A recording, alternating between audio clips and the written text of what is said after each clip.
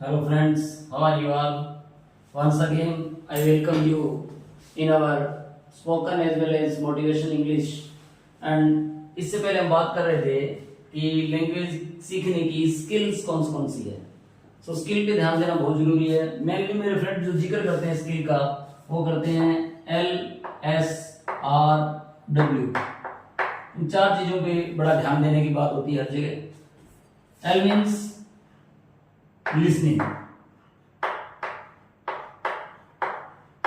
जितनी लिसनिंग आपकी बढ़िया होगी उतनी ही स्पीकिंग आपकी बढ़िया होगी। What you listen will you speak. आप जैसा सुनते हैं वैसा ही बोलते हैं, ऐसा माना जाता रहा है। दूसरी है speaking.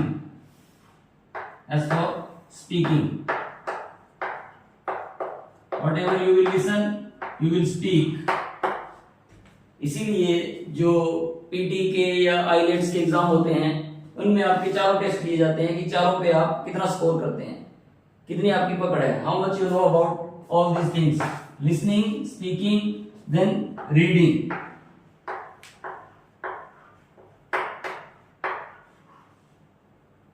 Sorry, R for reading.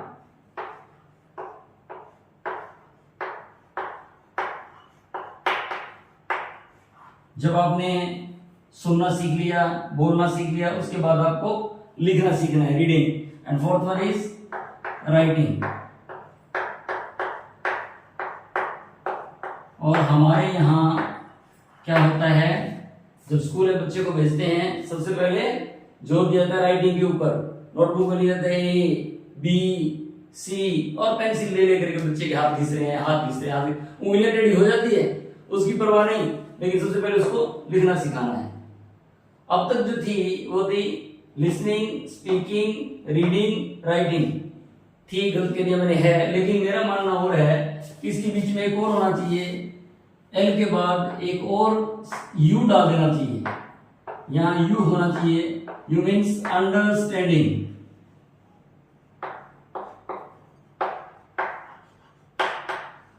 क्योंकि सिर्फ सुनकर बोलने मात्र में गलतियों की बहुत सारी गुंजाइश है, बहुत सारी त्रुटियों की गुंजाइश है। मैं एक एग्जांपल देता हूं आपको, बड़ा इंटरेस्टिंग।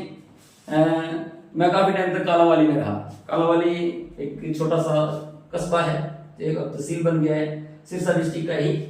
तो मेरा कॉलेज टाइम वहां गुजरा। तो छोटे छोटे बच्चे जो थे मेरे फ्रेंड्स थे, I enjoy lot with them. We often speak together, dance together, went here and there to enjoy ourself. तो उनमें एक छोटी सी लड़की होती थी, किरण।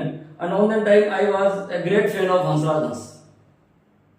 तो एक नई कैसेट आई थी झांझरिया, हिंदी में थी लेकिन एक दो गाने उसके अंदर पंजाबी भी थे। तो वो लड़की मेरे पास आती है और आकर के बोलती है, शुभम तो वो गाना सुना? मैं केड़ा गाना? वो हंसराज हंस का नवा गाना आया है, सुना? तो मैंने केड़ा गाना?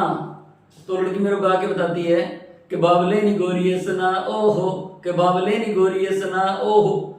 And I was quite confused कि what words she is speaking. बाबले नी गोरी सना, इस तरह का पंजाबी में कोई वर्ड नहीं है कि बाबले नी गोरी सना। Then I came back to my room. I think lot but can't understand the meaning. Then I asked to someone else, and she was also failed to tell the meaning. So I went to the shop and purchased a cassette from the shopkeeper और ला करके उसको अपने stereo में डाला और बजाया। तो पता चला कि वो बाबले नी गोरिये सना नहीं है। द सॉन्ग वाज जवाब नहीं गोरिये सदा ओहो, जवाब नहीं गोरिये सदा। अब कितना फर्क रह गया कि बाबले नी गोरिये सना, जवाब नहीं गोरिये सदा। So in the same matter, when we are not aware about listening and understanding, then we can't speak proper. The very first skill is listening. Listen proper. आप जो भी सुनते हैं उसको ध्यान से सुनिए। इसीलिए आपने देखा बुद्ध की, महावीर की कान की स्ट्रक्चर बहुत बड़ी बनाई गई है कि आप पहले अच्छे श्रोता बने, श्रावक बने। श्रवण धर्म भी बोला जाता है उसको, कि जो सुनना सीख गया वो बोलना सीख सकता है, जिसने सुनना नहीं सीखा वो अच्छा बोल भी नहीं सकता। A good listener must be a good speaker. एक अच्छा लिसनर जो है वो ही अच्छा स्पीकर बन सकता है। इसलिए इस चीज को गांठ बांध ले कि अच्छे से सुने, उसे फिर गुने, अंडरस्टैंडिंग, उसे समझे भी। Then you can speak. Reading and writing are the fourth and fifth points, they are very easy if you have come to know listening and speaking. Understanding is a internal phenomena. It's a matter of your mind, how you understand and in which way you understand. That's only a mechanism. So I request you to follow these skills also. हाँ जी, और एक चीज और विशेष रूप से ध्यान दें, कई क्या करते हैं, आगे दौड़ पीछे छोड़, प्लीज ऐसा नहीं करें। अभी हमने शुरू में बात की थी make a wish. In the very beginning हमने कहा था मेक अ विश, एक इच्छा जगाइए मन में। किसी भी कार्य की आप क्या करना चाहते हैं, क्या पाना चाहते हैं, क्या टारगेट है, उसकी सबसे पहले एक इच्छा जगाइए। आपके मन में एक इच्छा का होना जरूरी है। Then take a chance, take a chance. अब आपने विश तो कर ली, लेकिन उसको चांस ही नहीं दिया, मौका ही नहीं दिया।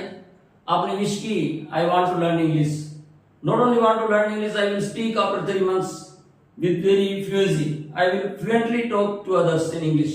But आप कभी सेंटर गए नहीं, आप कभी स्कूल गए नहीं, आपने इंग्लिश का न्यूज़पेपर पढ़ा नहीं, आपने इंग्लिश की न्यूज़ सुनी नहीं, आपने इंग्लिश की मूवीज देखी नहीं। How can it is possible? How can it become possible?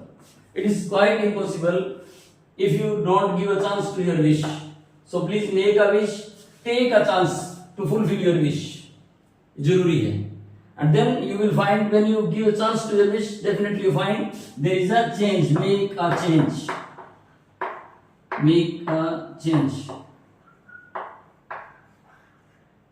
When you give a chance to your wish, definitely you will find you can make a change.